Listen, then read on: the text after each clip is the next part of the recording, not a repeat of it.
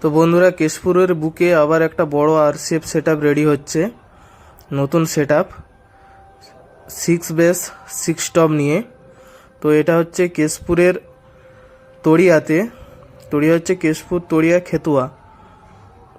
6 base 6 top নিয়ে ready হচ্ছে, fitting চলছে এখন সেটআপটা। তো এখানে সব র্যাকগুলো রেডি করা হচ্ছে। তো সেটআপটা ফিটিং করার পর টেস্টিং হবে বিকেলে। তো বিকেলে টেস্টিং ভিডিও দিয়ে দেখবে কেমন রেজাল্ট হচ্ছে। নতুন সেটআপ কেশপুরের বুকে আবার একটা বড় সেটআপ তৈরি হলো।